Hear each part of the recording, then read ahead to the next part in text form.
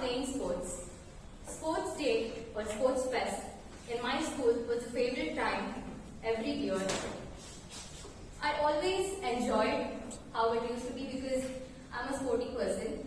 And once in high school, it was the time for the sports events, and there were about 10 categories. We had to choose only 3 out of the 10, and it was clearly mentioned by our sports teacher. So I went down and I put my name for the 3 of the sports that I liked. Other sports also I liked, but only I had to choose 3 of them. However, my friends later came and told me that it's okay, you can put your name for 1 more, and made me put my name for the 4th one as well. After some time, I started feeling this guilt very badly because the sports teacher really liked me and I was one of his favorites. But what did he tell? 3 out of 10 sports compulsory. No more, not 1 or not less. It's okay. So I felt very bad. Later, after some time, I went and I spoke to him and I told him what had happened. So he told me, it's okay, I'm glad that you came and told me that. Now, I don't have to disqualify you. Whoever else had put their name for the next one, the 4th sport or an extra sport, I am going to disqualify them. I said, thank God. I opened up to them and I told the truth. It's always good to tell the truth, and it will make you feel lighthearted and happy. As quoted by Mahatma Gandhi, only truth can endure and the rest will be swept by the tide of time. And it is very true. Taking 3 principles from Gandhi's 6 principles, that is truth, simplicity and faith. I would like to introduce a person today. First, truth. He always speaks the truth the way it has to be said, and he doesn't complicate or goes around beating the bush. Second, simplicity. I've always known him for his simplicity, and everybody else does too. He likes to be simple and he never complicates anything, and he's also kind that way. Finally, faith. His faith, the faith he has in himself, has always gotten him to great heights. And I'm pretty sure you all can see his success as well. And he is none other than our president, Srijit Hilakirot.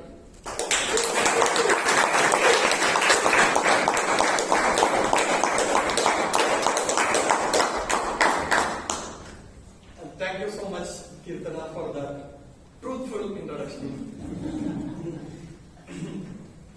My dear fellow Toastmasters and dear guests, a very good evening.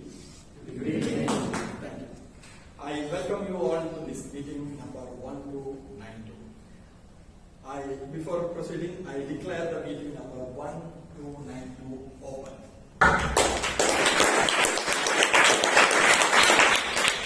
You can see some of the new guests, I can say, some of the guests. I request them to please stand up. Please. Yeah. Just a quick introduction. What's your name and what you do and where you come from? Yeah, start from ladies first. Okay. I'm Vidya. I have been working as a senior data scientist in Schneider Electric. I come from, you mean my native or something? Do you want to know my native or something? No, I come from Bangalore, and I don't want anything specific. You can introduce yourself. Completely new to Bangalore. I come from Cordoba. Yeah. Myself, Rosalind, Teresa's sister, elder sister, from Mumbai. Thank you. Yeah. Good evening all. Myself Maheshwaran. So I come with the sales background, so totally I have 12 years of experience. So I heard about Toastmaster. So I thought of come and explore about Toastmaster. So that's where I'm here. Thank you. Hi, good evening all. My name is Shubham Singh Gaur. I hail from Chandigarh, working in FIS as a risk consultant. Thank you. And I think Anish should get introduced. Yeah. Good evening all. I am Anish. Recently I joined the speech craft course, and there I heard about this particular session here.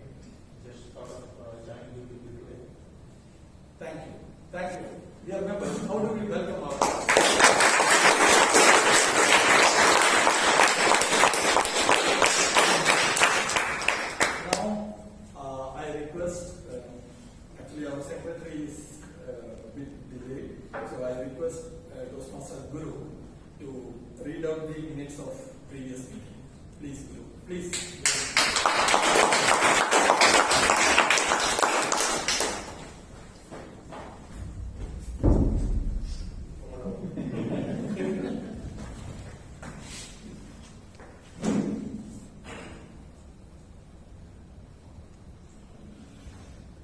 So, good evening, Toastmasters, and welcome guests. Good evening. To create is to unite was a theme, and here we are creating or grooming many more Toastmasters like us to achieve their goals. The meeting number 1291 started sharp at 6:30 p.m. by our Sergeant Arms Kirtana. We had a wonderful lineup of new members enriching our Bangalore Toastmasters family. Here, giving you a warm welcome once again, Toastmaster Vijay Sai, Toastmaster Kunal Mehta, and Toastmaster Dave Bosle. Our President, Toastmaster Srijit, gave us a deeper outlook on the theme. Toastmaster Nazneen, our TMOD, along with her tag team, did tie up the whole event in an ever lively manner. Speakers, Toastmaster Sai Deepak, Toastmaster Pratik Uttapa, and Toastmaster Chaitanya kept the audience hooked through their speeches.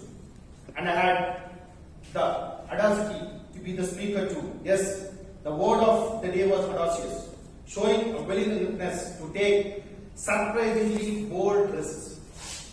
Our GE Toastmaster Robinson sir, along with the other evaluators, Toastmaster Richards D'Souza, Toastmaster Abhirama, DTM Rajdeep, and Toastmaster Vaidyanathan gave crisp and thought-provoking yet enlightening evaluation. Tabletop Master Toastmaster Karunakar added the fun to the table topics through his witty one-liners while encouraging each 11 speakers.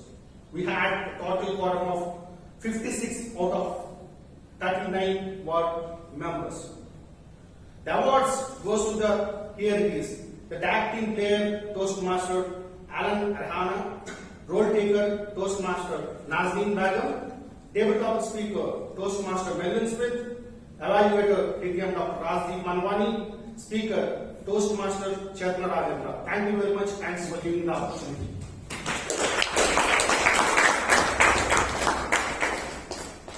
Thank you, Toastmaster Guru, for pitching in the last moment and leading this of meeting. Dear members, are the minutes in order? Yes. Yes. Thank you. Thank you so much for confirming. 5, 6, 5, 6, and 7. I have not the shadow of doubt that any man or woman can achieve what I have if he or she put the same effort and cultivate the same hope and faith. Said by Bapuji. What a humble statement from a world-class leader. Isn't it? Yes. First time I learned about Bapuji, maybe in my primary school. My teacher told me a story. A foreigner who slapped on Bapuji's face. And without getting angry or furious, he showed the other side of his cheek, and which this action melted the angriness in that foreigner, and he felt ashamed, and he profusely apologized to God. I still remember the same day I did. Two of my classmates were fighting. It was very intense. And teacher had to come and separate them. And then one fellow told me, "Ma'am, he started the fight. He slapped me. And then I showed the other face. He slapped me again. I didn't know what to do. I started fighting back. That was on a lighter note. But on a serious note, Bapuji was an organic thinker. He always learned from his experience and tried to change himself. He always said, be the change you want to see. And he was always evolving himself for a period of time to become a leader, speaker, and a better human being. However, he always dealt the reality with conviction and truth. In his early days, he believed Britishers are the best people to rule India. He wanted to be like an Englishman, and he went to England to get his bachelor's degree, and he dressed like an Englishman. After his degree, he had to go to South Africa for work. There, his experience changed his perception. There he started, then he realized and he started activism slowly, and he started helping the Indian community there. And you know how many years he continued staying in South Africa? 21 years. 21 years he spent there. And then he back to India at the age of 45. So till 45, he never interacted with a common man in India. Do you know? Till 45, he never interacted with a common man in India. So during that time, he had a conversation with the Dr. Ambedkar. So Bapuji asked Ambedkar, all your struggle, all your fighting for the rights of lower caste people, don't you think it is diluting our independence movement? Why can't you join us and help us to get the freedom for this motherland? You know what was the reply from Ambedkar? Ambedkar asked him, whose motherland? These people, they are living in their own country as slaves. They are exploited by upper class people, even foreigners. You should work in the ground level, understand the reality. This changed again the perception of Bapuji. He started traveling length and breadth of this country. Then he could interact with millions of people, even farmers, coolie people, and common man. He understood their problem and understand the reality, and stood for them and fought for them through non-violence and ahimsa. The thing which I really admire about Bapuji is that he was a shy and an introvert boy, maybe like me. From there, he transformed to become a great leader, maybe a world-class leader. Only his leadership, majority of Indians comes under one roof or one umbrella. That was really unbelievable. Maybe that is why Albert Einstein once said, it is unbelievable that such a man ever walked on this planet. He is the best example, a leader or a speaker who are not born, but who are made. And same thing, we all are practicing in Toastmasters. We are always trying to become a better speaker and better leader, every week coming here and trying our best.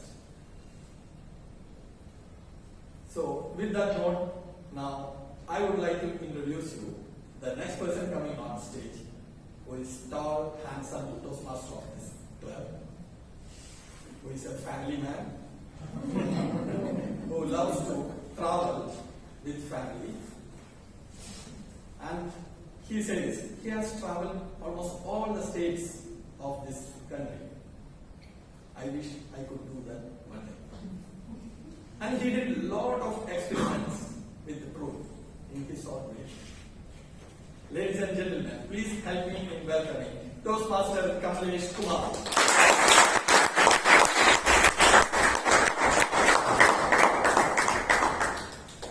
Thank you, Rajdeep, for a nice introduction. Really overwhelmed this evening. Good evening, fellow Toastmasters and dear guests. Good evening. So, are you excited for this evening? Yes. Oh, great. I'm equally excited for this evening, primarily because of two reasons. One is, this is my first time I'm coming on stage as a Toastmaster of the day, and I have a butterfly in my stomach.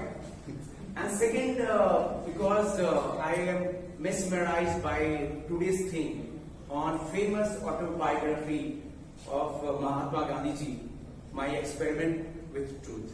How many of you have read this book? Great. Thank you. So I have also read this book, and when I was going through that book, I experienced one thing, that most of the qualities and the character that resembles with me and you as well. But what makes it different to Gandhiji was that he kept on experimenting through his life, and the experiment on basically on the truth, as Srijit also mentioned that. This experiment, that some point of time he has a challenge on his survival, and that led to a visit to the South Africa for 21 years, and that really helped to come back again. And then that when he saw that India is suffering from such a pathetic condition, that changed the life for many Indians. And same experiment I did for myself almost 3 years back. It was year 2018. I planned for summer vacation in world's best place, I would say that, is in Kashmir. It was April 2018. I booked the tickets, travel and everything 3 months before. And we were very excited. But there was incident happened on 14th February 2018. And there was a major bomb blast happened in Pulwama district in Kashmir. I was in dilemma what I should do, whether I should visit the place which I have planned for a long time. And many people, my friends, family was saying that, why are you taking the risk of your life, your family? But my experiment of traveling to this place didn't stop there. I took the risk. Only thing that I have in mind that I am a citizen of this country, I have a right to visit any place, and I believe in our system. So I landed the place. I spent 4 or 5 days, but there was some difficulty. But I saw the thing which was definitely unique. The nature has given such a beautiful place which I can't imagine also. But one thing that I keep on interacting with the people and try to understand the socio-economic condition of the Kashmir.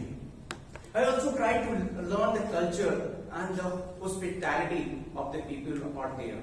And one incident I would like to mention, that my son's friend, he's from Kashmir, and his family called for a place at home. That family was living in the Pulwama district, and it was the last day of my visit. When we called them, they were so welcoming. It was so difficult to deny. And other way, my traveler was saying that, sir, if you are visiting, you have to take your own risk. So it was so dilemma, but I thought, okay, let's do it here. What is a big thing? Life is full of experiment, and we visited, and so we are overwhelmed by the hospitality. We took to the many apple gardens, and there we come to know the culture of the people, how they are hospitable, and it was look like we are meeting after such a long time. So such a nice experience we had, and we come back with a lot of memories. And it is because we took the experiment. If I have not taken the experiment, I think those experiments would have missed out. And even after that, my visit, many of my friends, those who have a lot of perception, it's difficult to visit, they started visiting. And if you are started visiting, then tourism will develop, people perception will change. I think one experiment can change the life. Same experiment was done by a person almost 100 years back. On idea of public speaking. He observed that many people could not come on a stage and speak like me right now because of this Toastmaster International, and the person is Rajdeep S. He understood that what we can do, and he started the journey of public speaking in a garage. In 1924, the Toastmaster International was formed, and today that movement has taken a big dimension across the world. We have 16,000 clubs across 145 countries, and about 4 lakh members are getting benefited every week and every week. In typical Toastmasters meeting, we have a 3 session of experiment.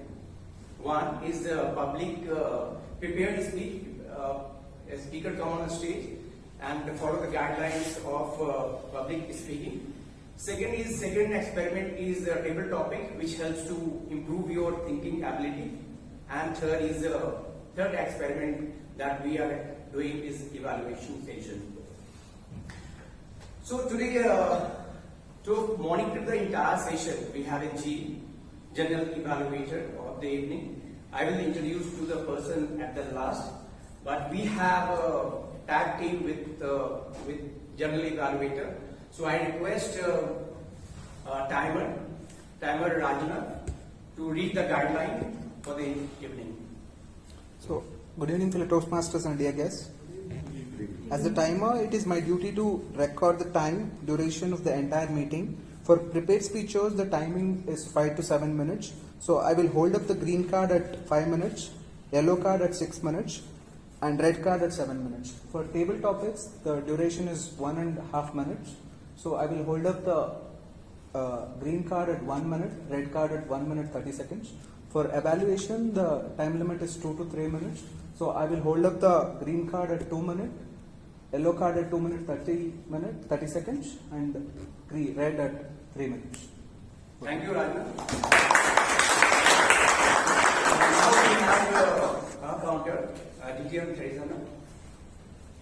Good evening, Toastmasters and role takers. You know, I'm our counter. So, you role takers, please be little careful.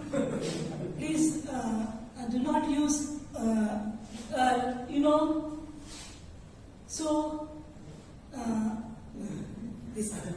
So, role takers, please do not give me much job to note down. Make this meeting, I will note down all your short pauses, long pauses,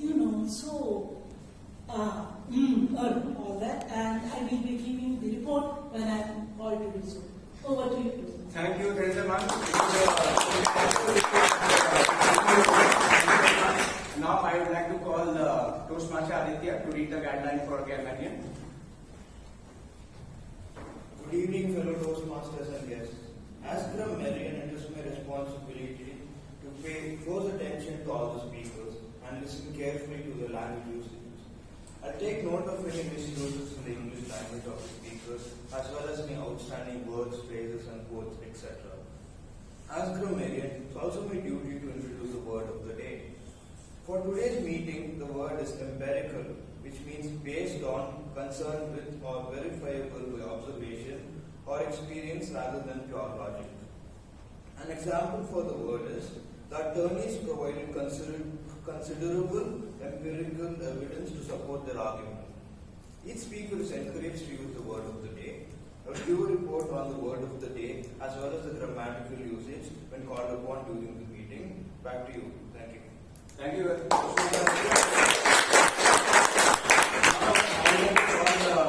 the listener of the day, Toastmaster side. Good Winston Churchill once said, "It takes courage to stand up and speak. It also takes courage to sit down and listen." So today, as the listener, I'll note down interesting tidbits about the session and I'll ask you questions in the end. So make sure you're all keen with respect to listening. Thank you. Thank you. Thank you. Now we are going for first session of experiment. Before I call first speaker, I would like to call evaluator. And I asked this evaluator that what is the one thing that one experiment that changed your life? And she said that I was so restless in my life, I was no calm, and the meditation has really changed the life. And please help me in welcoming Toastmaster Priyanka to read the guideline.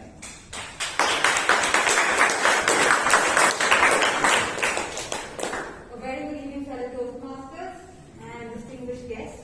The purpose of this project is for the member to present a speech on any topic, receive feedback, and apply the feedback to a second speech. And for timer, please note the speech length is 5 to 7 minutes. Thank you. Thank you. This speaker is as a profession is a dentist, but as a passion she is working in a service sector. And one commonality is that I have, being as a Tata, she also completed her master's from Tata Institute of Social Science, and she's so passionate about the Toastmasters, and she's doing a pathways presentation mastery level 1 project 2. So please help me in welcoming Toastmaster Sakshi Thakral.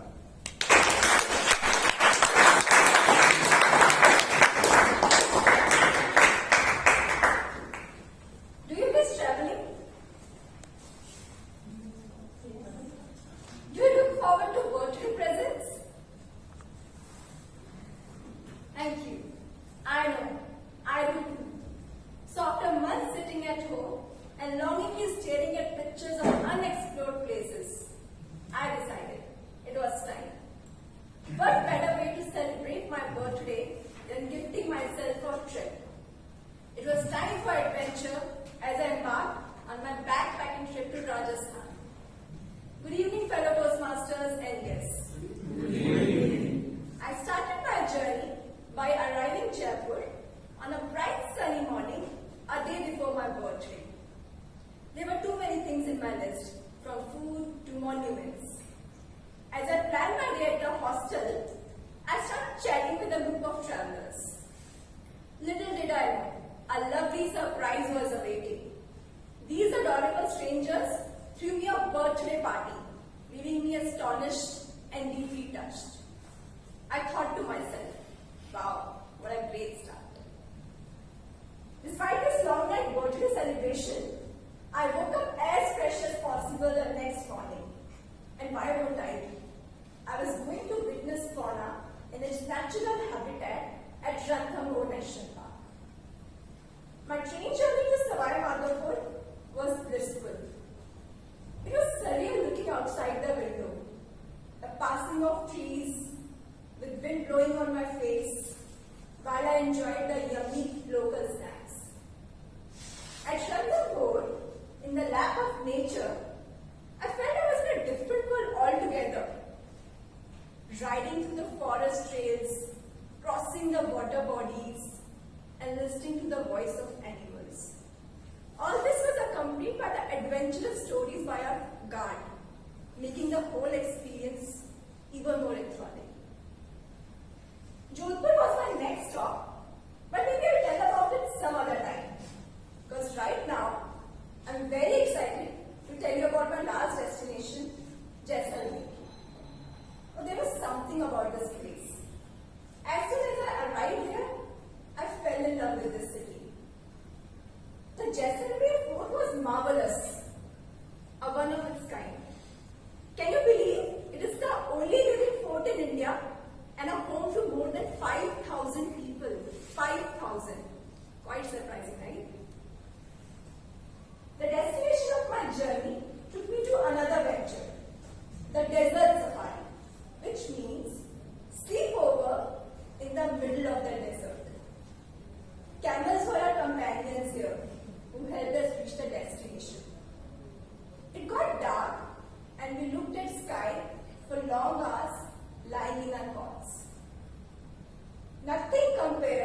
to a clear dark night desert sky where you can have the most spectacular view of the Milky Way. Like scattered diamonds speckling the night sky, twinkling brightly in the sheer expanse. No buildings, no city lights, no horns, just you, experiencing the universe in mesmerizing desert night sky.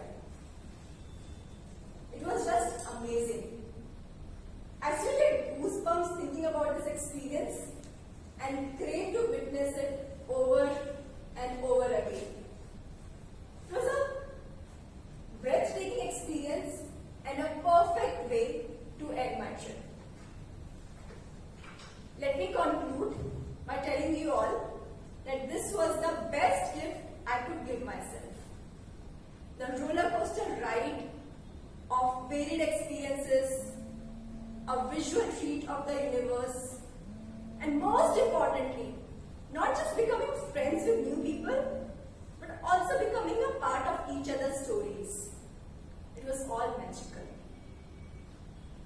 I will look with fondness, relive, and share these memories forever. This trip has empowered me and encouraged me to take such adventures even in the future. I still sometimes find myself glancing at the pictures, and it never fails to bring a big smile on my face and makes me question myself. What's next? Thank you.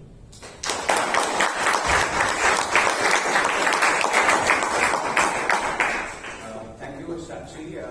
You really took my memories back, traveling to this Rajasthan. And it is well structured speech. So thanks for our mentor, Toastmaster Simran Chopra.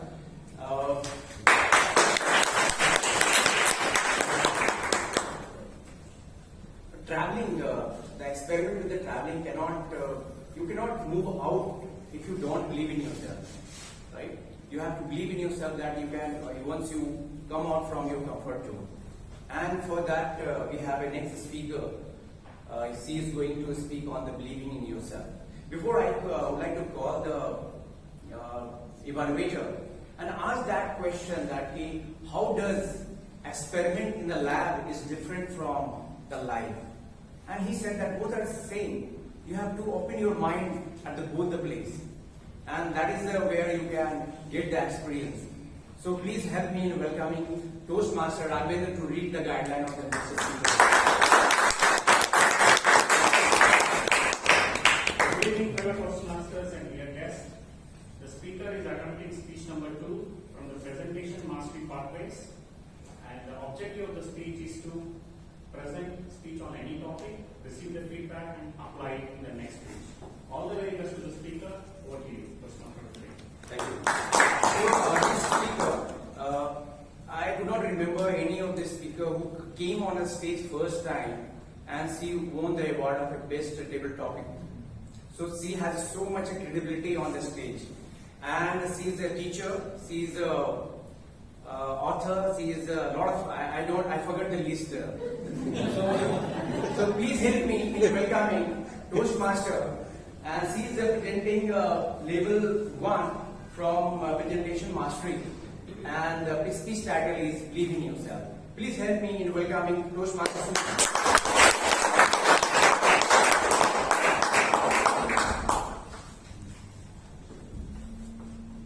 Whatever our mind conceive and believe, it achieves by Napoleon Hill. Good evening, fellow Toastmasters and honored guests. Today, I am very privileged to be on this platform to deliver my third speech. I hope that self-belief, how it impacts one's life, it's a real transformation journey. Though I had many years of teaching experience, and I had a lot of knowledge and other techniques to implement in my life, I never believed in myself that I can do better in my journey. Everything started to change when I started my thinking level. The day I remember, I had a big breakthrough in my life, in my teaching experience, that one negative feedback I got that you are not skillful you need to do still better. I didn't understand that sentence at the beginning. Then after 2 days, just I came home and I was so depressed. What was wrong within me and why I am not able to perform better? Then I figured out, okay, let me improve my communication skill and then see what best I can do. Then started. I used to compare myself always that I don't have any skill. I'm just doing a normal routine in my life, just teaching and coming back home and do the next schedule and all. But then I started to realize after attending one 9 mastery program, which took my entire life into 360 turn, I would say. Whatever I am here now with confidence and with little bit improvement in my communication skill, that is the first baby step I took. That is the Toastmaster journey. That is the first baby step. The second baby step is improving in my other skills. I started to read books, 80% mindset and 20% skills by my mentor, Dev. It's a wonderful book and I request all of you to please go through that book to discover yourself and transform into a better person. When I started to read that book, I realized that I have so many potential, but I'm not able to channel it properly in the right direction on the right path. So I started to take action. Self-belief, along with that, you need to take action. You may undergo a lot of training or webinar, but what is the use if you don't implement in your daily life? What is the use if you don't change yourself? How can you expect change in the society? I thought always that I have to do something great to the society. Though I was impacting in my school for imbibing good characters at my in my students, but though I was missing something was pulling me that no, you have other skill, just go and explore, and you have so many skills to impact on the society. Then I started reading the books, making notes, analyzing myself, started to take 10x action. This is from the great author Grant Cardone. Many books I read, many books. Myself, I realized where I am, how I should groom myself in a better way. Then I started to write a book. Almost it is 9,000 words now. A big bang to myself that I'm able to do that much. Then 100 quotes reaching now. Every day one positive quote. Change your thinking skill. Everything will change automatically. The moment I told myself, yes, you can do it, automatically my drive towards my passion started to explode. And I emerged as a motivational speaker on social media, on YouTube and on Facebook and all the platforms that wherever I wanted to see myself in a better way. Every day, one step at a time, 10x action towards your goal will make you better version of yourself. The way I started this 10x action is not a very easy journey. I always thought that a successful person need only high qualification. Only they need a lecturer's, all the amenities. Only they can become successful. And that myth, everything vanished with one breakthrough in me. I should thank that person who gave the negative feedback that since I was not doing well according to his perspective, that made me to take up my challenge and explore myself in a better way. I would leave a thought to you, in all of you, that life is so precious gift from God. It is up to you to create an incredible impact, or you want to just live an ordinary life. Thank you. Have a wonderful day.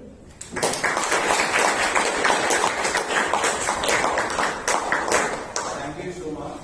Your various tips have really made you change. But what I felt that your speech has made a lot of difference because she was mentored by TM Suma. So give her a round of applause. So next we move to the next speaker, and we moved from the traveling to living in yourself. Now we will see that what is the new thing that we can hear from the speaker. Before that, I would like to call the evaluator for the speaker, and I asked this evaluator that what is the one experiment that changed your life, and he said that the experiment that he keep on doing that makes his mind fresh. And please help me in the welcoming the Toastmaster TM Suma to read the guideline.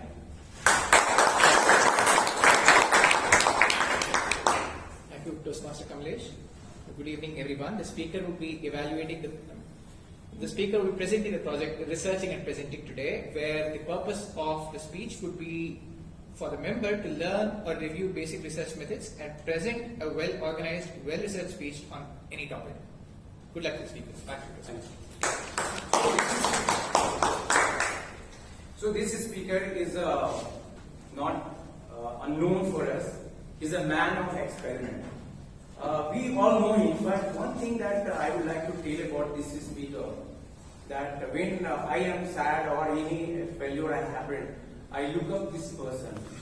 And I remember his story that he keep on saying to us that when he passed out from his college and he was applying for job, at 16 times he was rejected. Can you believe that? 16 times and 17 times his luck or his effort has knocked the door and he got the job.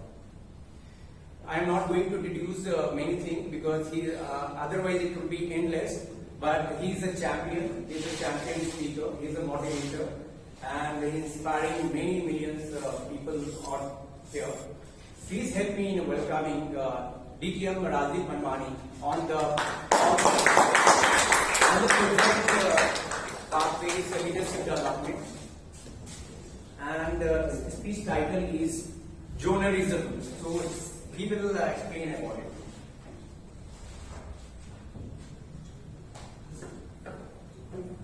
It was March 1997.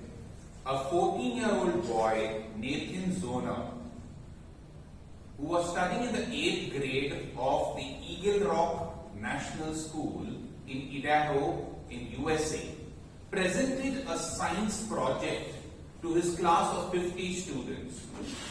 The science project talked about a very dangerous compound called hydroxyl acid. It was a hydrogen compound which had several disadvantages. One, it could cause burns and blisters in its gaseous state. Two, it could cause the corrosion of all metals and could rust a lot of metals. Three, it was the major component of acid rain. Four, it killed thousands of people every year because they inhaled more of it. And finally, it caused excessive urination and bloating of the organs if consumed in excess. This compound, dihydrogen monoxide, was voted for should it be banned or not. And 43 out of the 50 students in the class said yes, it should be banned. But the trick was that this substance cannot be banned because hydroxyl acid or dihydrogen monoxide is nothing but water.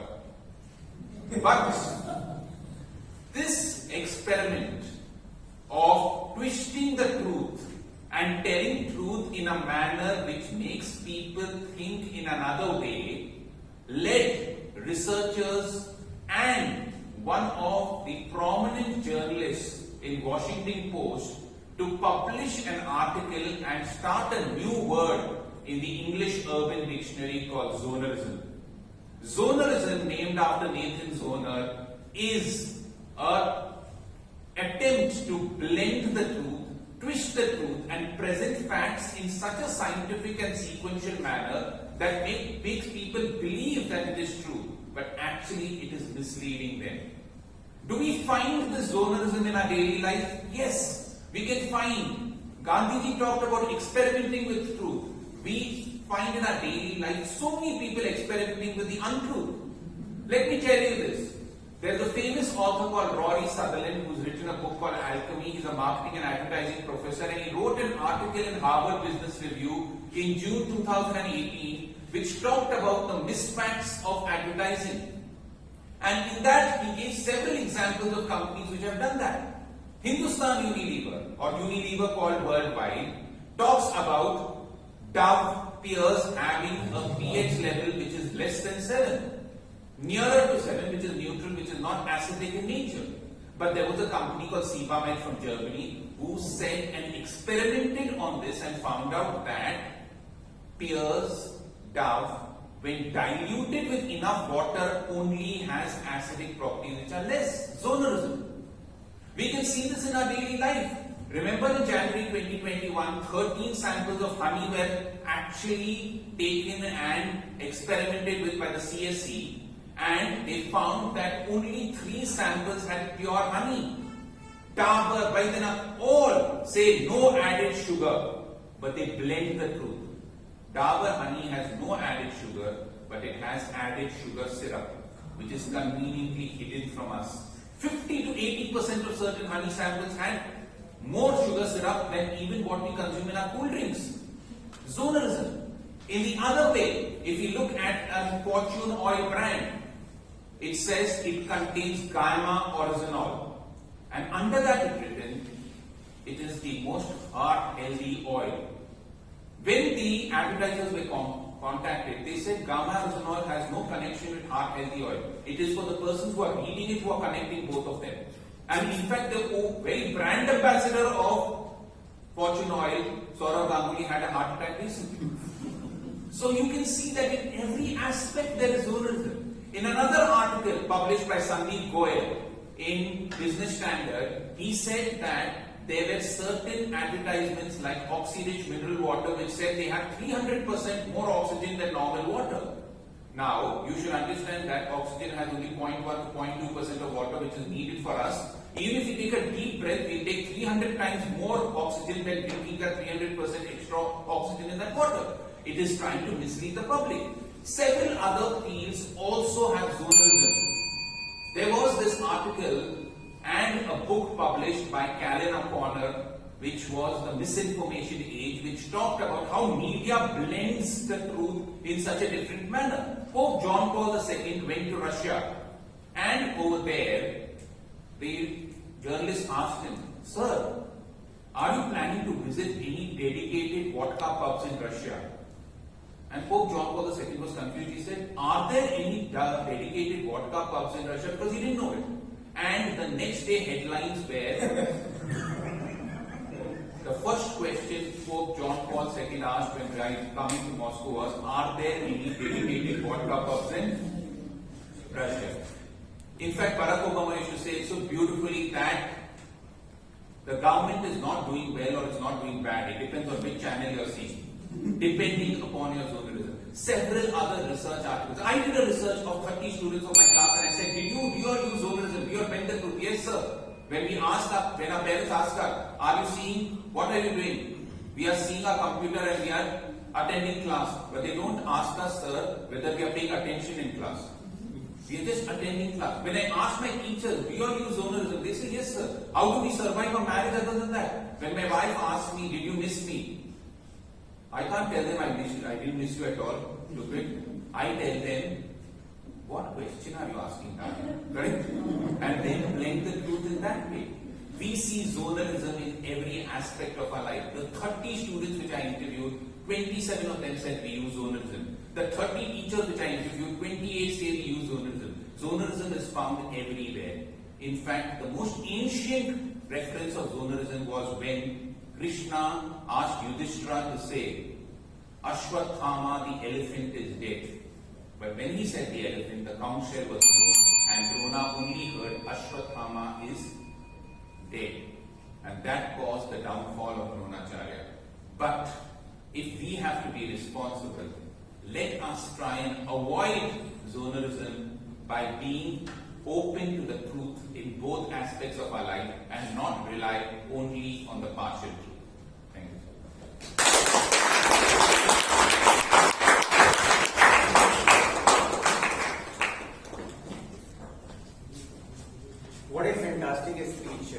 from experiment to experiment with twist. So you have taken out a lot of wisdoms, which is experiment with the twist, and the company should have really taken back those who are hearing from your wisdom. So give them a round of applause for what I have learned today. So now we move to the next session, which is a break. So we are waiting for this break. We will take a 10 minutes break and then we'll come to the table topic session.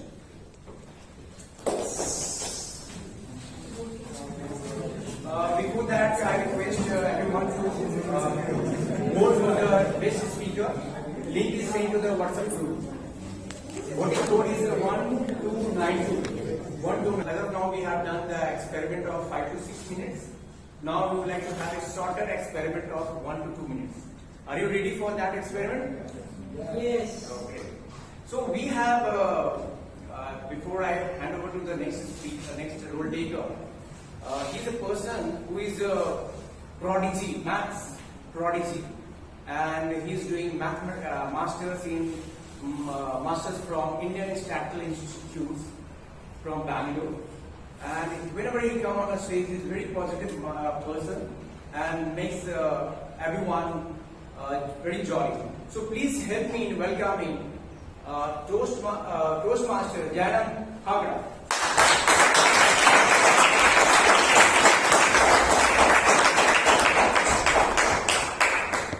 Thank you for the humbling introduction, sir. So the table topic session, what is it? So basically what I will do is that I will randomly select a question, select a topic or a question that I have listed here, and then I will invite a random speaker from the audience, and then you'll have to come here and speak in turn. So, and there's no preparation involved, so you have to think immediately when I take the topic. So I will say the topic first, and then the speaker comes to stage and then speaks. After I saw the speaker goes on. The time limit is 1.5 minutes, so you will have the timer. 1 minute is the green card, and 1.5 minutes is the yellow card, and 2 minutes is the red. Sorry, 1.5, sorry. I'll repeat that again. 1 minute is the green card, 1 minute 15 seconds is the yellow card, and 1 minute 30 seconds is the red. Alright, and so shall we begin without further ado? Alright. So the first topic is, we are closer to 2050 than we are to 1990. I repeat, we are closer to 2050 than we are to 1990. And for that, I'd like to invite Toastmaster Aaron.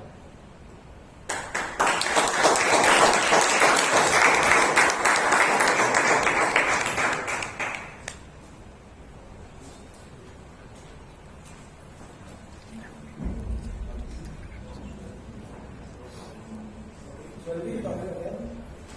We are closer to 2050 than we are to 1990.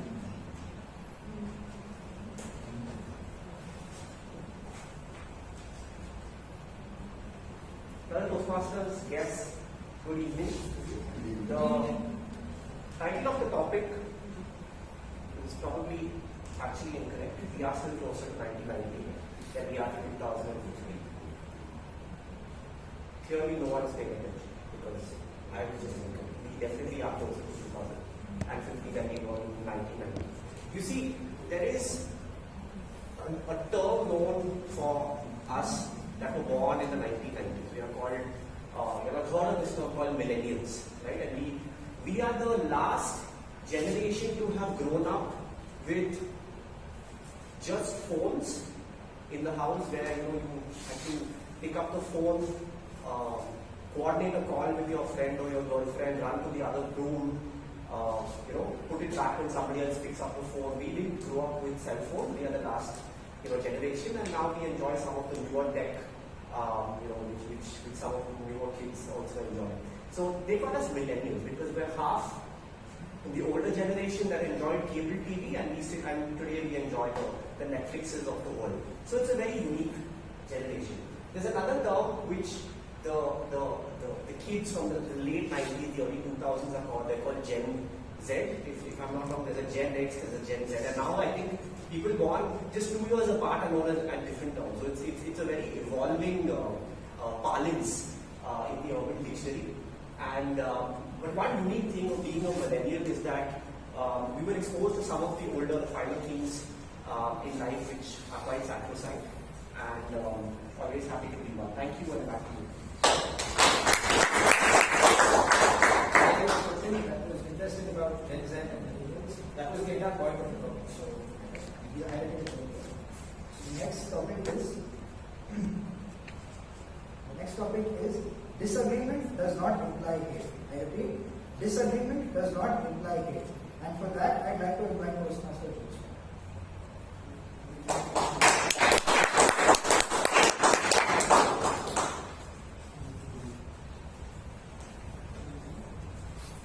Thank you, Table Topic Master. Fellow Toastmasters and dear guests, disagreement does not mean hate. I think that's the topic. Yeah, I think that is really the essence of agreeing to disagree, as we have heard very often. And I think if we can practice that in all aspects or in every sphere of our life, I think this would be this would be a wonderful world. Because if you look at our personal life or our professional life, many times it is very natural that we need not agree with whatever the other people, the opinion of the other people, the other person has to say. But then we should be able to take it in a very positive way and understand the reason, or there should be a logic, and possibly without any empirical, it should not be based on any empirical rather than on a logic. So I think that would give us or free us from the hate that would otherwise be involved in such a disagreement. So I think Toastmasters, as Toastmasters here, we should learn that, and that is what Toastmaster helps us to think and listen and agree with whatever other has to say, even rather, go along with what others have to say, even though you do not agree with them. Over to you, Vinta.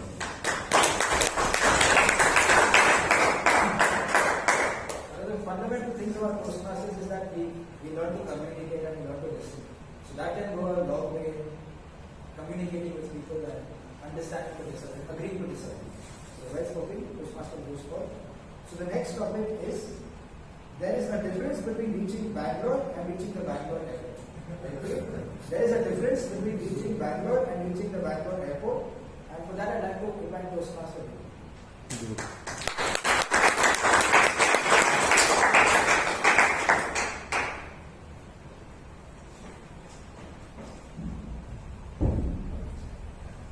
Good evening, Toastmasters. Once again, welcome guests. There is difference between reaching Bangalore airport and Bangalore. Yes, absolutely right. I remember around about 2 decades back when I came to Bangalore, I was enjoying Bangalore every moment, especially in places like Koramangala, Indranagar. Life is like fun. After that, suddenly the IT boom, then our life becomes boom. So I've seen the traffic started booming. Those days, the airport used to be somewhere in the middle of the city. Then later on, of course, is shifted to some other city. Probably it's we can travel to Chennai, but we travel reaching out to Bangalore airport, we get a big challenge. So today's scenario, but again, after thanks to the pandemic, the change, for everything it is cycling. Today, the traffic has come down. I think we can at least enjoy a bit of Bangalore roads, but still we don't know after the pandemic how it's going to happen. Overall, reaching Bangalore is a different aspect, because many times I drove to Hyderabad, I drove to Chennai. Sometimes I was stuck in between the traffic when I have to take a flight to Bangalore or some other place. Over to you, thanks for.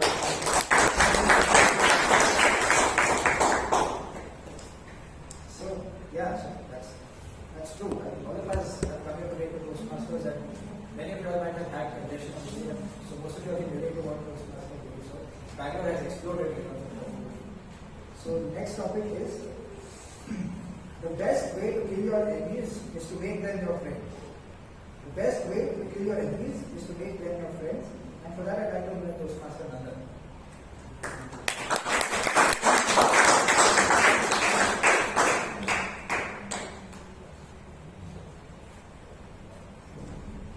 The best way to kill your enemies is to make them your friends. Good evening, members and guests. The best way to kill anything, right? Is to make them. Yeah, so in my journey, I just come across a lot of friends, but sometimes I see these people are backstabbing me in terms of my growth. So what I used to do is, I used to keep in touch with them on regular or constant manner. So even though if they're not, on the frequent touch with me, whenever I travel to my native, so I just go and meet them physically and take them for dinner and make sure that I gel with them. So over the period, they see that the attitude, whatever the way I approach them, they welcome my friendship and make sure that they are also part of my growth and support. Thank you. So that's very good. Yeah, can you hear me? Yes. Yeah, so that's true. It's better to not maintain enemies and just maintain it here. The next topic is it's too late before people realize that nobody is thinking of them. It's too late before people realize that nobody is thinking of them. And for that, I'd like to call Toastmaster Manwani.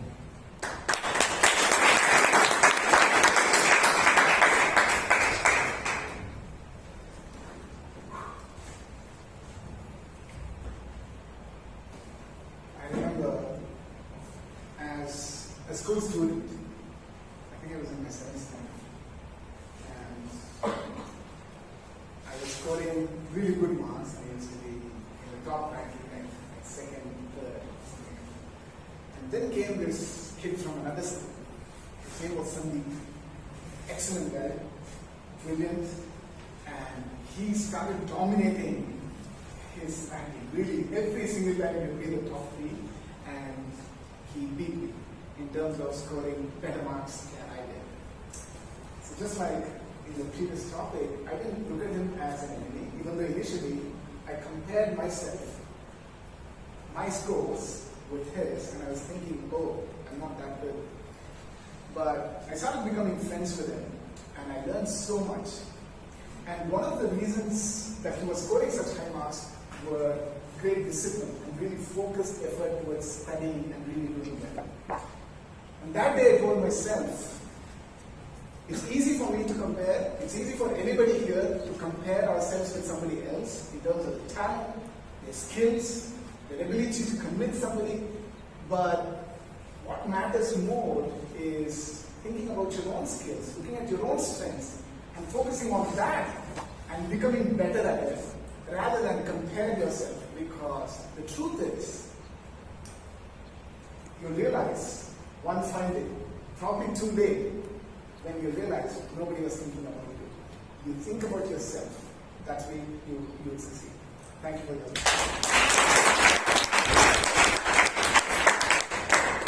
That was very interesting, the point that Nandan illustrated. I think the inspiration for this particular topic that actually comes from a speech that Rajdeep sir had given on YouTube. And in that he had said that there was a 20, 40, 60 rule. And at 20, everyone, you're always constantly thinking of what everyone's thinking of you, and that's why you keep taking decisions according to that.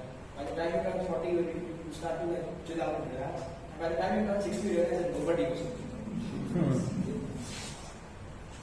Okay, so the next topic is trust in science for a better humanity. Trust in science for a better humanity. And for that, I'd like to invite a guest.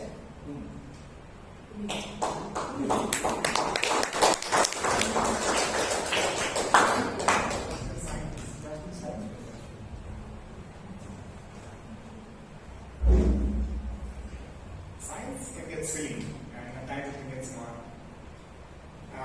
Throughout my childhood, I believe all of you have pretty much heard this, that a lot of Indian texts are way more advanced than science. So I thought I'd put it to an experiment. And I have 30 experiments that I've been running personally for a really long time. So I decided a lot of things could be tweaked in my life, and I wanted to know where science was, where Amajains or atoms were, and where the Indian overall history was, and see which is really more advanced. And one of the examples was the pants that you would wear. I was really into minimalism, simplifying things. And I realized across the world, jeans was a symbol of minimalism. Like science ended the buck at jeans. And I was like, wait, there's Indian attire also. And then I explored dhoti and lungi. And I realized, oh my god, dhoti and lungi are 4 or 5 decades ahead of jeans. I'll tell you why. Jeans is probably the baby child of science. It takes about 8,000 chemicals and about thousands of liters to produce one single jeans. It can't be, it's not biodegradable, it just stays for the rest of humanity. That's jeans, the advanced level of science. And comes dhoti, which is fascinating because any man in this hall can wear the dhoti that I am wearing. There's no size, there's no tight, there's no loose. There are thousands of varieties of dhotis to wear. I was like, oh my god, this is one area where Indians are way ahead of science. And then I came to an interesting realization. It's not really about science or where it comes from. It's really about, is it really advanced? And if it is, you're better off going 1,000 years back than being in trend. Yeah. So the latest experiment was wearing a dhoti. And I was like, and I couldn't. I tried for 40-45 days. But the bug is, if you think it's advanced, go ahead and do it. It doesn't matter if it's coming from science, Vedas, Agams, or wherever you find it from, or even dream. Thank you. Very interesting point made. Science has no age. Every science is correct. Sounds very nice. So next topic is India is a country that disappoints both the optimists and the pessimists. I repeat, India is a country that disappoints both the optimists and the pessimists, and for that I'd like to invite Sam.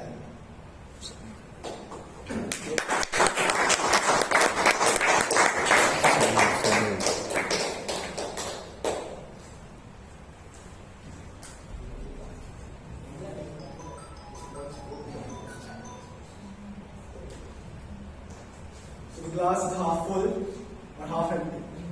And Indians are going to disappoint all of them. Well, if you look at a lot of great scientists across the world, some of the greatest CEOs, I'm sure all of you use Microsoft, and the CEOs there, and PepsiCo, they're all Indians. But when in India, it's not the case. Same Indians, and I remember this listening conversation that I had with my brother, and my brother lives in London, and he's like, Sam, I cannot tell you, these polished guys, guys from Poland, they're coming and ruining England. It's like, Manish, you're Indian, you're talking about polished in England. But what I saw there was very distinct. My sister, she's driving a car. She never drove that in India. So she's driving a car right in line. Something happens. There's an ambulance which makes sound. And my sister, she takes the car on the pavement. And I'm worried. It's like she's gone mad. Something was wrong here. I was like, Alice, what are you doing? She's like, Sam, just keep quiet. And then she takes it on the side of the road, parks it there, and she's like, ambulance has the first preference. On the other hand, if she was in India, she would wait for the ambulance to go and follow the ambulance right there. Isn't it? So I think I agree with the topic. India can be both for optimists and pessimists.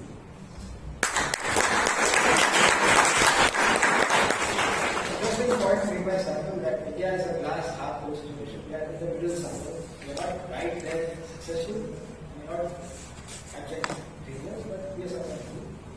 So the next topic is where words fail, music speaks. I repeat, where words fail, music speaks. And for that I'd like to invite Manju. Sorry.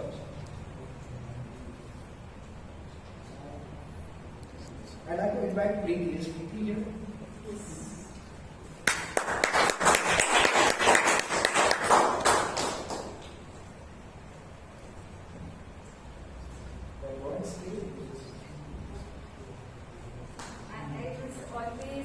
behind the veneer of secretaryhood to not come and speak on the table topics. Unfortunately, today I was delayed and I'm here. Thanks, Guru sir, for taking my role today and saving my face.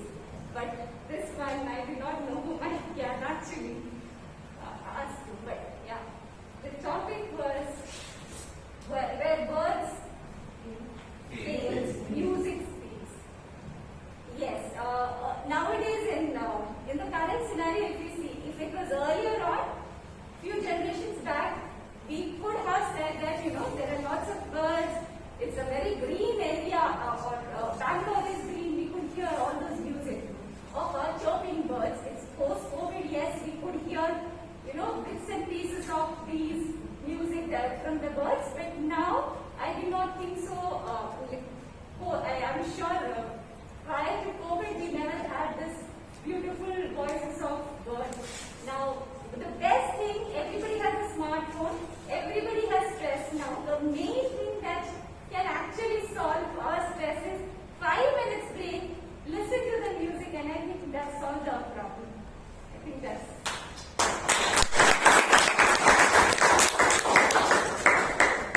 Right, so some more topics I have. Right, so the next topic is there are no winners in war, there are only survivors. I repeat, there are no winners in war, only survivors, and for that I'd like to invite Vidya.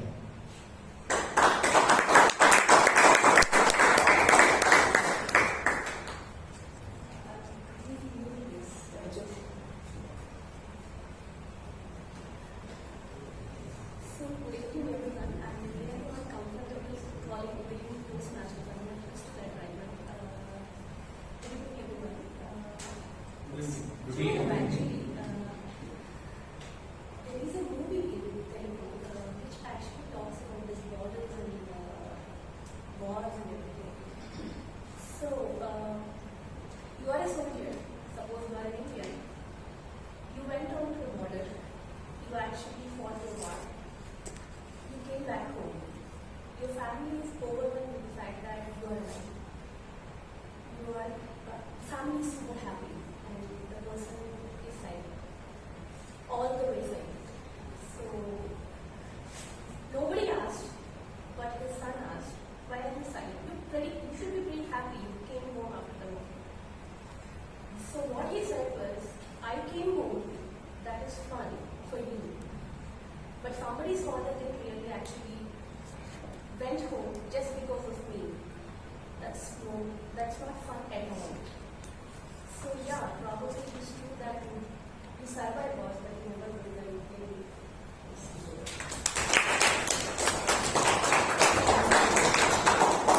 It was a very interesting speech because it was many families get destroyed. And even if you win the war, people who are dead are never going to return. So the last topic of the day is this. Computer science is one of the largest saviors of the environment. I'll repeat the topic. Computer science is one of the largest saviors of the environment, and for that I'd like to invite Chaitanya.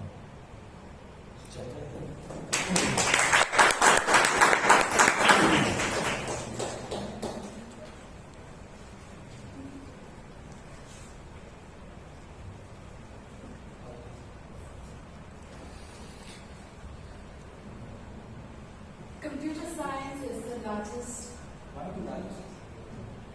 of the largest saviors of the environment. Talk about giving a biased topic in this event here. If there is one thing that has gripped the entire world over the past couple of decades, it is the advances in computer science. And we've also seen a lot of problems, happening around the world during this time.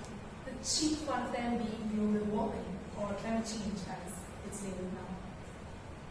And climate change would never, see the progress in, you would never see the progress in the models that predict where things could go wrong, predict where you can mitigate your risks without advances in computer science.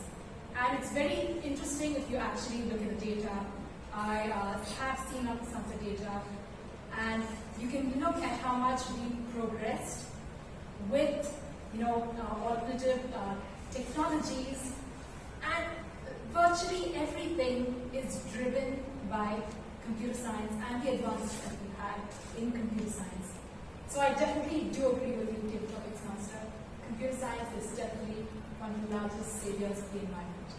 Thank you. I totally agree with the speaker. Computer science has done a great deal for humanity and for the world, and will continue to play a powerful role in the future. And those are the topics for the day, and I'm back with my work. So I'd like to invite the Toastmaster to the day.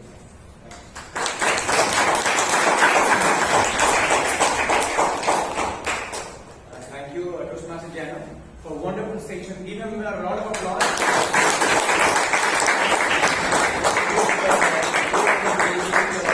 Engaging with the guests and the members.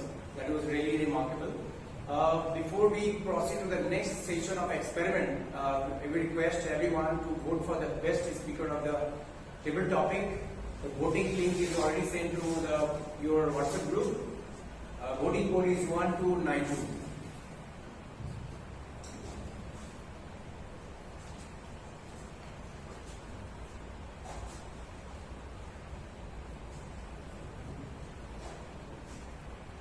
So now with this end of a shorter experiment, now move to the next experiment of evaluation. And for that I would like to call the general evaluator of this evening.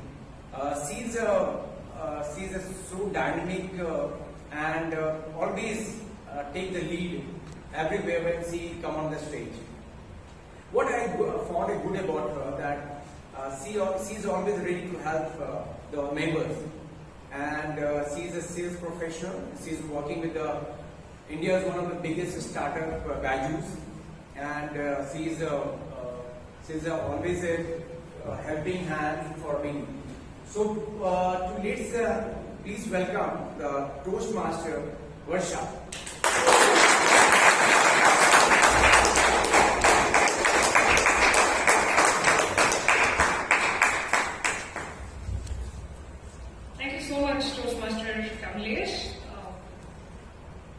Good evening, one and all present here. Good evening. So before we begin the general evaluation session, I would just love to throw some light as to what evaluations are all about. Now, we have a gigantic room and a huge elephant in it. Let's say there are about 5 men who've been pushed inside this room to touch and feel the elephant and give us a feedback as to how an elephant looks. Now these are all blind men. There is one person who comes and says, elephant is all about a trunk. There is another person who comes and says, elephant is all about a tail. There are a few others who come and say that elephant has 4 limbs and it's gigantic. Now each one of them are correct in their own way. Should that mean that they should debate with another person's idea? No. So that is what general evaluation session is all about. It is for the speakers and the role takers. I would like to say that the evaluations would be based on your performance today and exclusively based on the observations from an evaluator's perspective and nothing much. So it's only keeping in the interest, the improvisation that we can have and grow. Like Vivek Vijayan rightly said, I think 1 or 2 meetings ago, the meeting does not start at 6:30. It starts weeks ago in the mind of the VP Education, and she deserves a brilliant round of applause.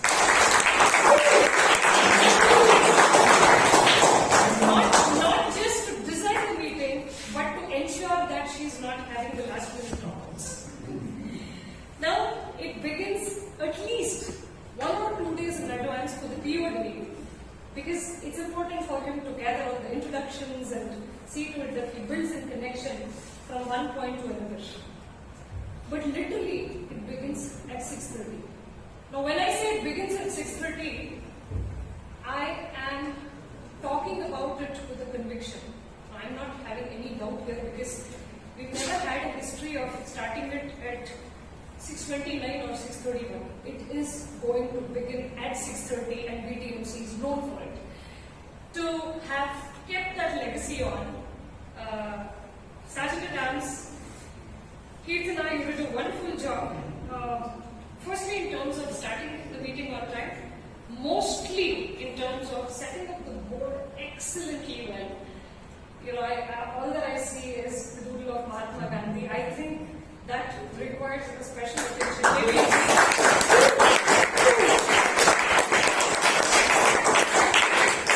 whoever is doing the video work should have a special focus on that because it's really unique.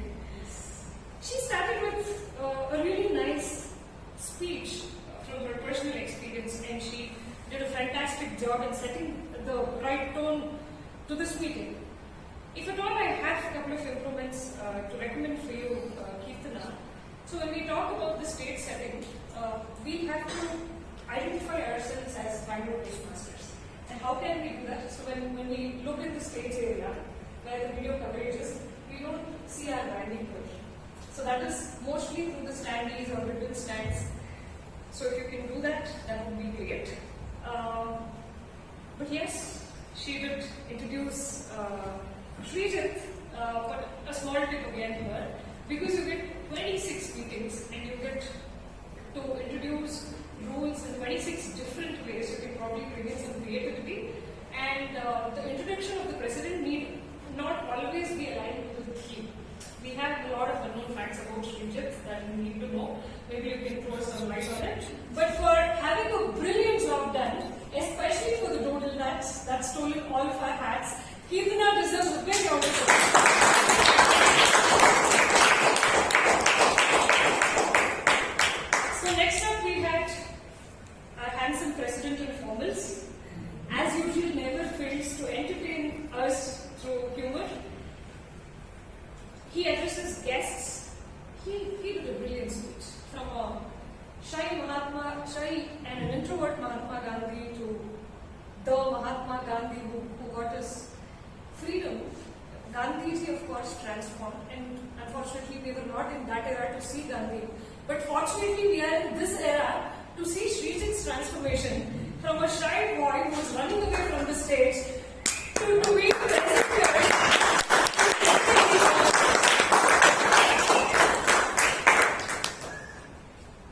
Okay, I don't think I have any recommendation for you, Srijit. Please keep up the good work and kudos to the TPA concept once again.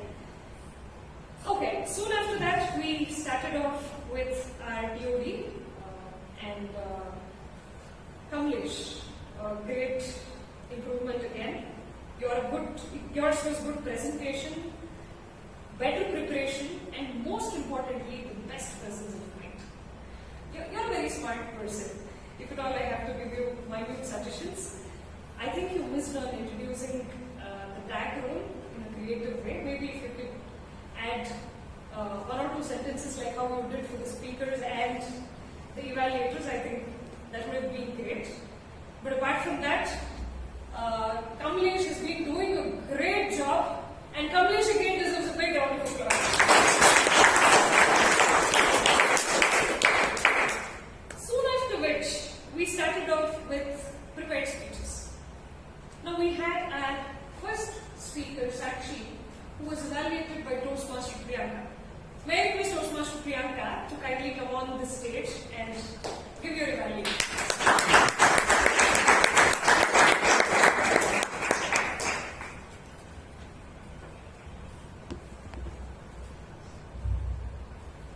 A very good evening, one and all, and Toastmaster Sakshi in particular. I must say, Toastmaster Sakshi, it was a treat listening to you. From the time you started till the end, you got me hooked up. The icing was you bringing in your personal story. I must say, you are an amazing storyteller. Your content, your speech was very well crafted and structured. I like the fact that you described and shared information of each place you visited.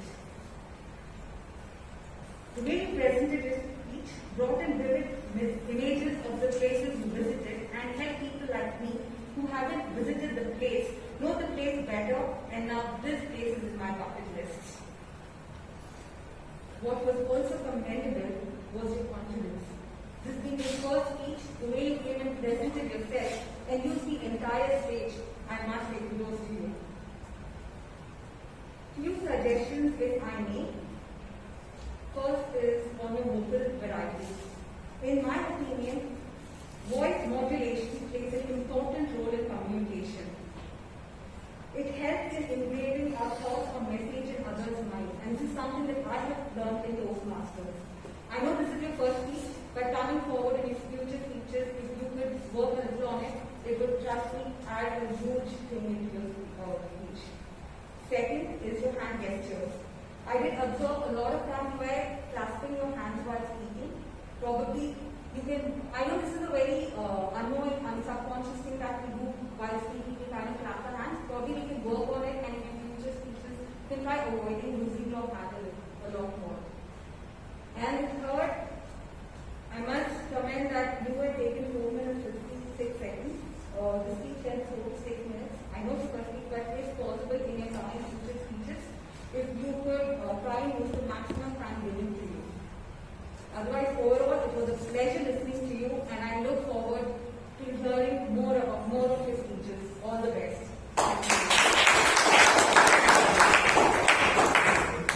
Thank you, Priyanka. That was a great observation. I have a very unfamiliar observation and a suggestion to add on to Priyanka's points. Sakshi, I think you did a fantastic job. I don't know whether I should be praising you because we're already missing Sureka and snacks, and you kept speaking about Rajasthan food. Keeping that aside, you really were good with vocal variety, but I think it requires a little homework with respect to expressions. So when you happen to tell that, they threw a surprise party. Surprise party is all about surprises, and you need to show it on your face. You did show it in your sentences, of course. And when you happen to say the day was blissful, oh my God, the day was blissful. Now, then I just happen to say that, oh my God, Sureka Mom's snacks. All of them, just had that smile. So that is what expression is all about. Now, with that, both the speaker and the evaluator did a fantastic job, and they did this.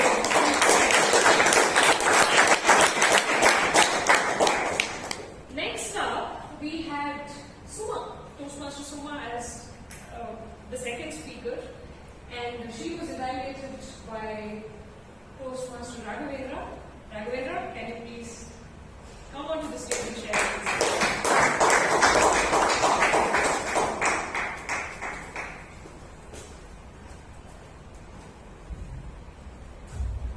Thank you, General Evaluator. Good evening, Toastmaster, in particular, Toastmaster Suma S.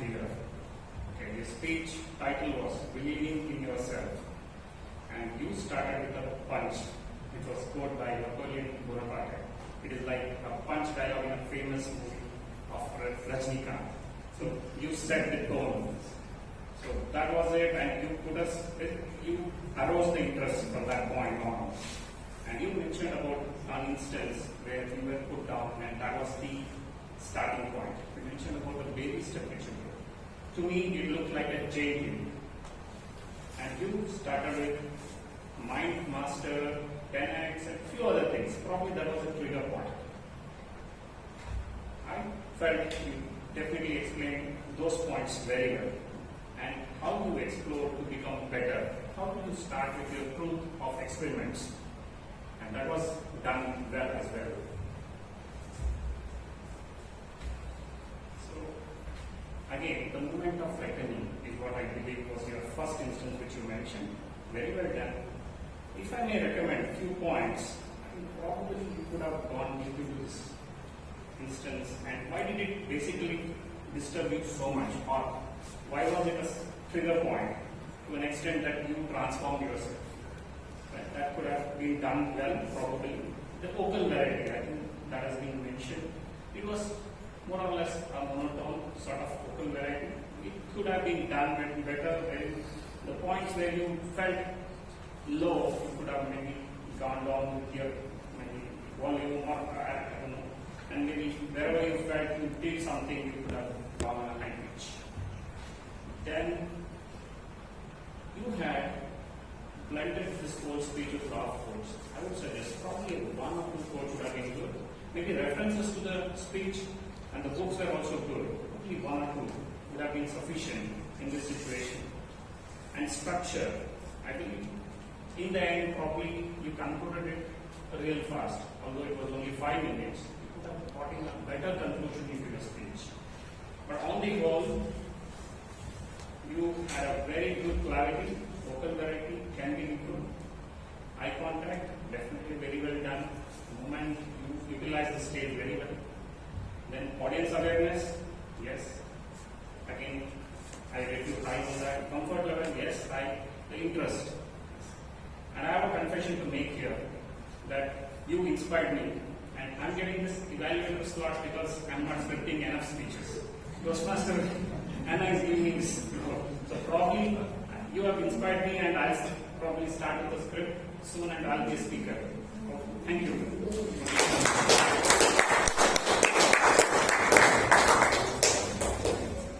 Thank you, Toastmaster Raghavendra, and ton of thanks to Toastmaster Hannah for creating an opportunity for Toastmaster Raghavendra to come to having created an opportunity for him. And great observation, Toastmaster Raghavendra.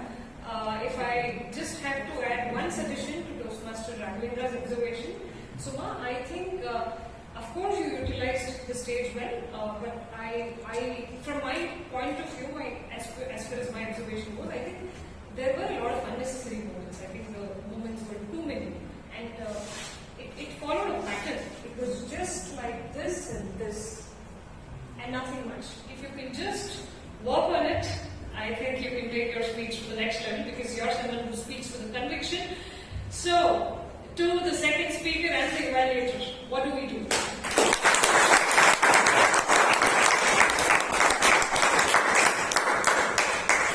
Finally, we had the champ speaking as introduced by TM Suma. Now we have a champ coming to evaluate the champ who spoke. Toastmaster work.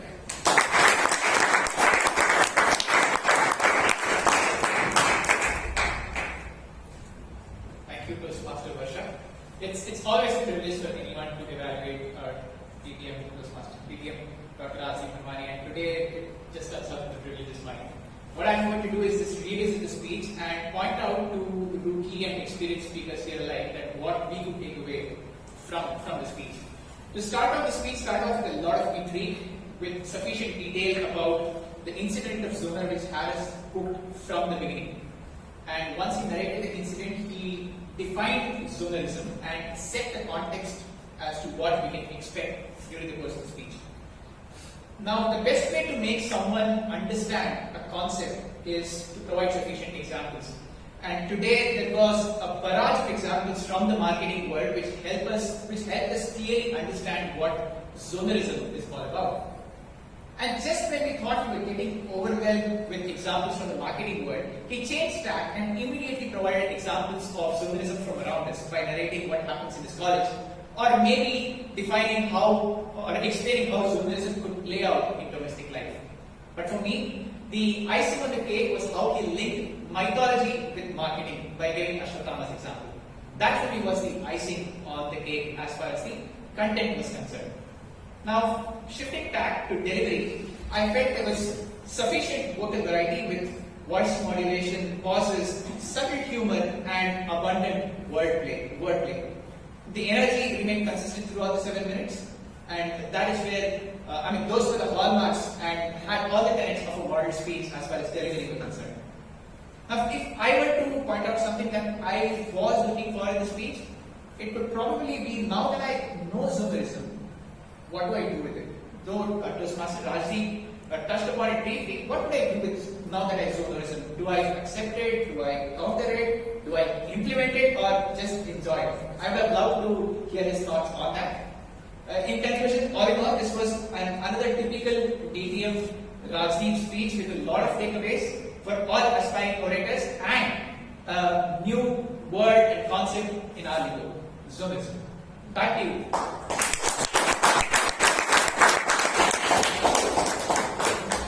You see, the problem with Toastmasters like Alok and Rajdeep is, or probably if I had to point out the difference between them and me is, even if I speak truth, we will not have enough audience. Even if they speak about zonerism, the house is full. The only suggestion I have for you, Rajdeep sir, is that we need you more often on stage so that we can learn more. That is it. And that comes, we of course need to really applaud both.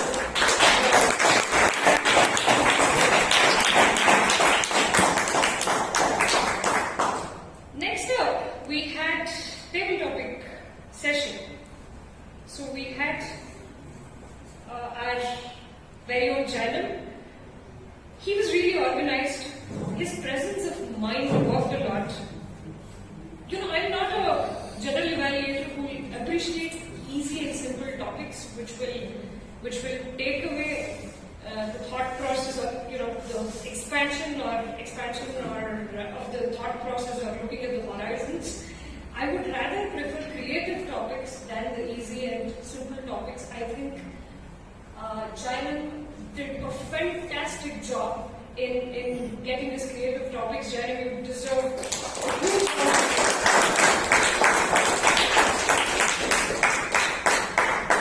The only small suggestion that I have to give you, Jainan, is a couple of them were not, although they were understandable topics, they were not able to hear you properly. If you could just use the mic, things would have been more fine. And in case if you have to play the role all over again, maybe you can use the Toastmaster International prescribed format where they use the title name and the title. I think that would look more professional. But otherwise, a fantastic job for the most creative topics, which were created, not copied. I think Jainan deserves another round.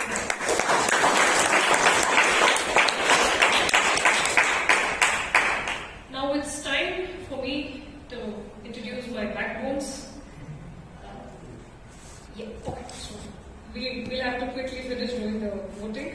The voting code is 1292 and all of us are requested to vote for the best evaluator. We may have 30 seconds for that.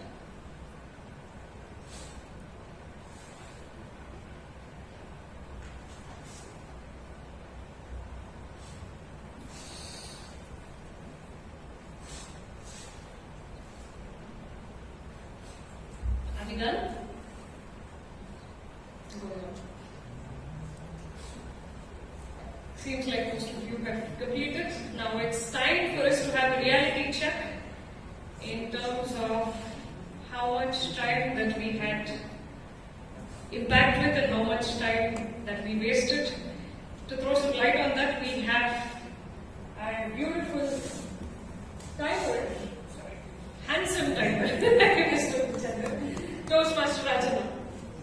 So, good evening once again. So, coming to prepared speeches, Toastmaster Sakshi took 4 minutes 56 seconds, Toastmaster Suma 5 minutes 28 seconds, DTM Rajdeep 7 minutes 24 seconds. So, among table topics, all were within 2 minutes. So, Toastmaster Nandan was well within 1 minute, he took 47 seconds. Among the guests, we have Punit, who took 1 minute 57 seconds, Vidya 1 minute 13 seconds, Chaitra 1 minute 33 seconds. So, coming to evaluation, so all were within the time. Raghavendra, he took exactly 3 minutes. Okay. Great. Thank you, Toastmaster Rajana. Thank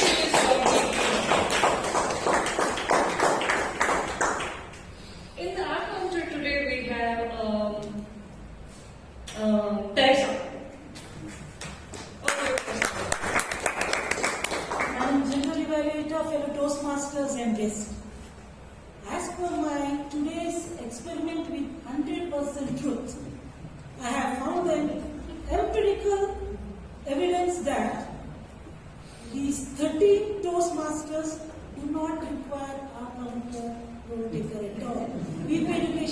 Toastmaster Anna, if these role takers are repeating, kindly note that minus our counter.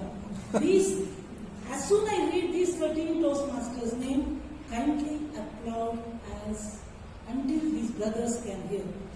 Toastmaster Kirtana, Toastmaster Shriji, Toastmaster Sakshi, TM Rajdeep, Manwani, Toastmaster Manjuna, Toastmaster Nandan, Puneet, Preeti, Chaitra, Varsha, Priyanka, Radhavendra, and Alok.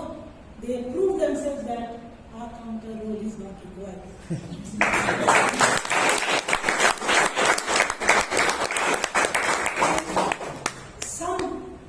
Some Toastmasters require that they say that that we will learn, because Toastmaster is nothing but learning, learning, and learning. Over to you, Madam President.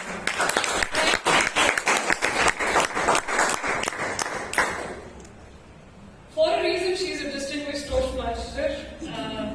Whatever she does it differently and brings a charm her own in her own way. Thank you, ma'am. That was a brilliant way.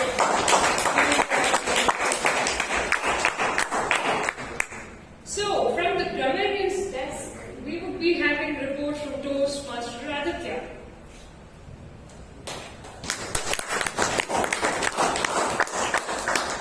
Greetings everyone, I'm back with the grammarian's report. Today's session witnessed some fine language usage by our members. Toastmaster Sakshi employed a brilliant strategy of using alternate words in place of traditional adjectives. That is, using surreal/beautiful in place of pretty. Many mesmerizing words were employed to further layering of the speech, such as scattering diamonds in the night sky, or twinkling mesmerizingly, or part of each other's stories. Then we take Toastmaster Suma, who has an excellent usage of rhetorical questions, such as what can you do for yourself, or what can you do for society. Usage of buzzwords to amplify speech, such as the 10x action. The speech ends with a good call to action. The quote which caught my eye was, "It took my life into a 360 turn." And then coming to District Toastmaster Dr. Rajdeep. There was an outstanding voice modulation to have an intimidating effect on the audience. A subtle nuanced style of humor was employed, which was quite refreshing compared to our typical slapstick/dry humor. A very detailed and analyzed deconstruction of the concept of journalism. And the quote which I was inspired by personally was, "Let us not rely only on the partial truth." And I'm so happy to present to you this. The word empirical was used once today. That's all from my side. Thank you.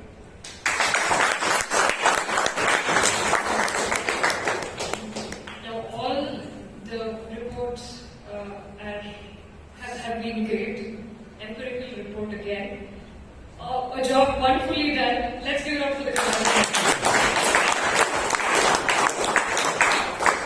Now, to conduct the Toastmaster version of KBC, we have the listener as Sai Deepak. Can we have him on stage?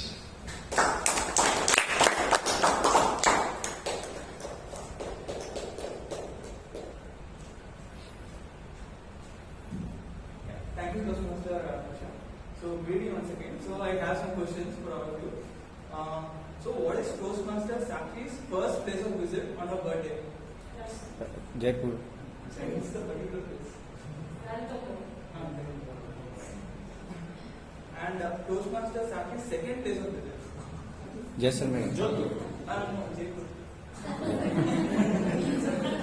But we, And who was her companion in her desert stay in Jaisalmer? Camel. How many words did Toastmaster Suma complete in her book? 9,000. Right. And how many times did Rajdeep got rejected after calling? 16 times. And which were the soaps that were marketed as having pH level less than 7? Dove. Yes, sir. And what is the most ancient use of journalism? Advertising. Huh? Shraddha. And which were the areas of Bangalore Toastmaster Guru used to enjoy in his earlier days? Thank you.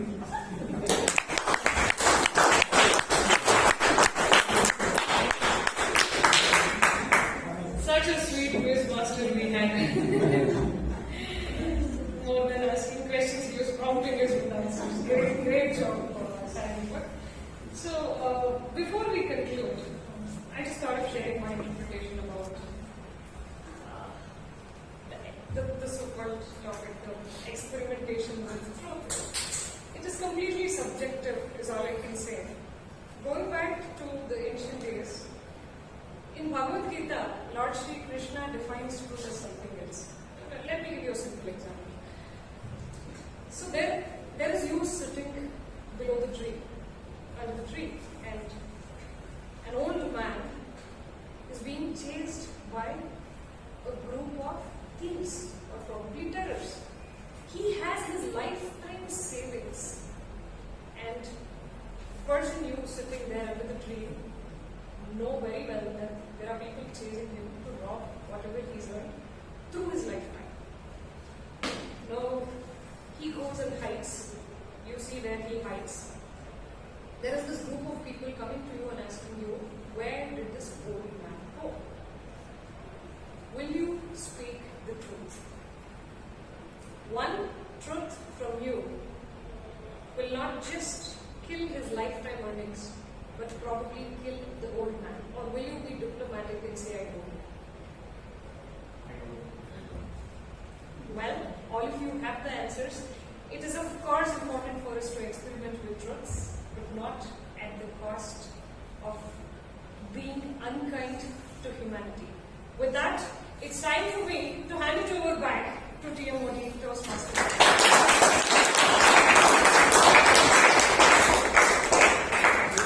So how was the experiment of evaluation?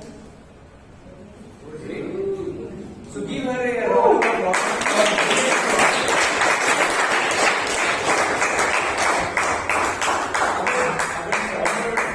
President Toastmaster Vivek Vijayan used to say that Toastmaster is the best place to experiment. Nobody can judge you. And today we have witnessed fabulous experiment today. Isn't it? Yes. Okay, great. So, I just have a one thought that came in my mind. What was the turning point for Mahatma Gandhi that he turned to patriotic for India? Those who have read the book, that they can understand that it was not the train incident that he was thrown out from the train.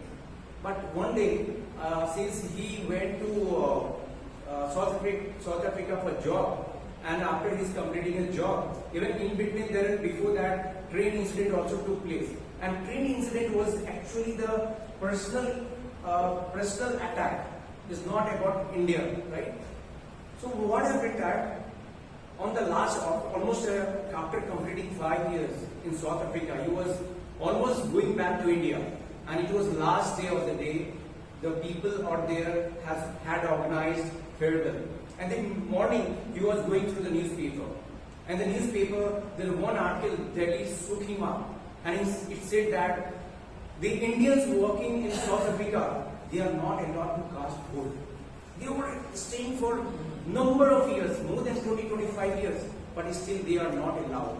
And that moment, he decided to stay back for fighting for India. And that was the moment that took him to a patriotism for India. And that experience, what he has experienced in South Africa, that came to India, and that you have all experienced the freedom that you have got. So this is what I have anecdote from my experiment with the truth that I have read personally, and I urge you to go through it.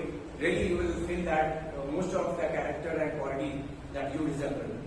So this experiment really that is come to end, but life is not the end here. We can do a lot of experiment every day and day out, and that is how the life goes. So this is what I am signing off now. Now I would like to call our president. Please welcome again.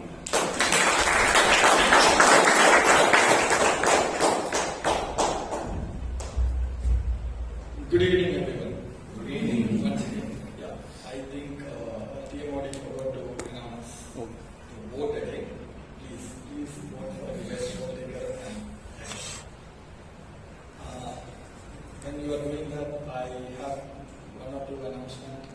The first one is our club contest for evaluation and table topics. Planning to conduct on 22nd October. It will be online. And second is, I would request our Toastmaster Aaron, PPPR, on stage to have some music.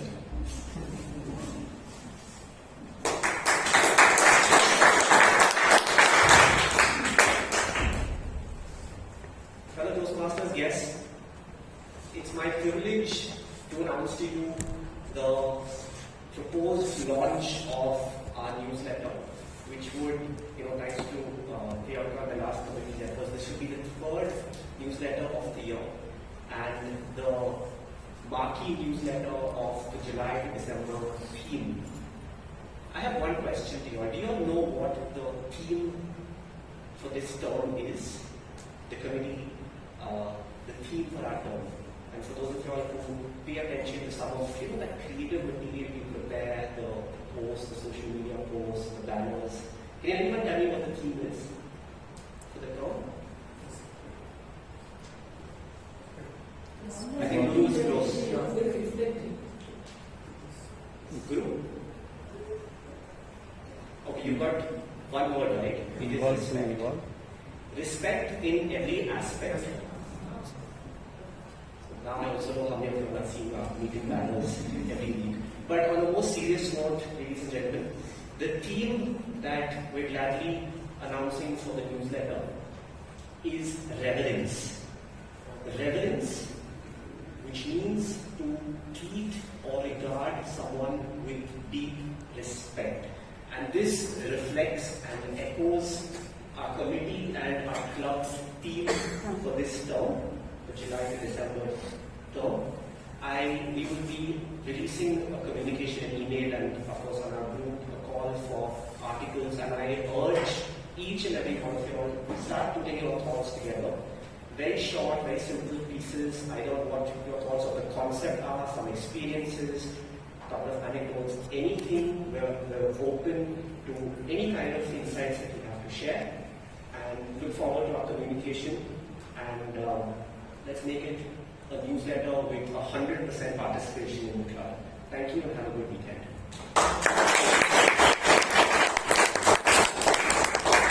Thank you so much, Mara. And I would like to thank all the role takers and all the members who came on stage and did their experiment very well. Thank you so much.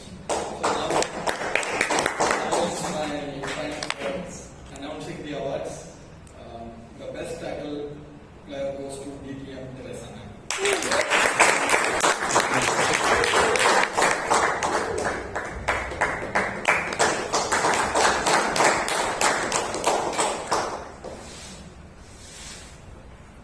And the best role taker award goes to Toastmaster Varsha.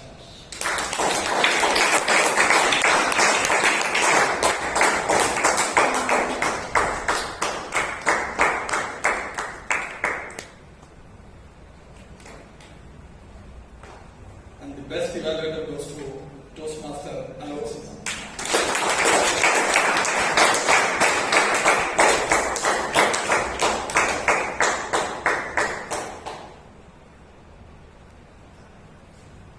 And the best table topic goes to, he was our member, now he is a guest, Toastmaster Puneet.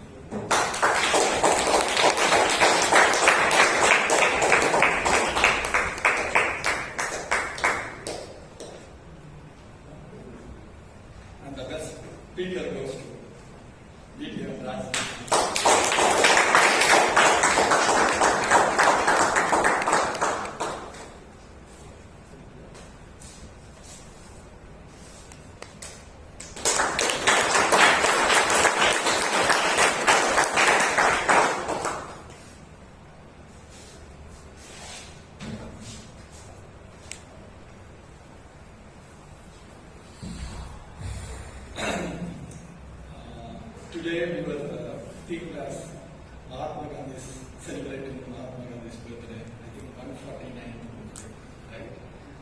So when you remember when I say about Mahatma Gandhi, first thing coming to mind, independence, freedom, right? So one of my friends was telling me, my grandfather fought for freedom till his last breath. Then I asked him, then, no, my grandmother never came. So, with that note,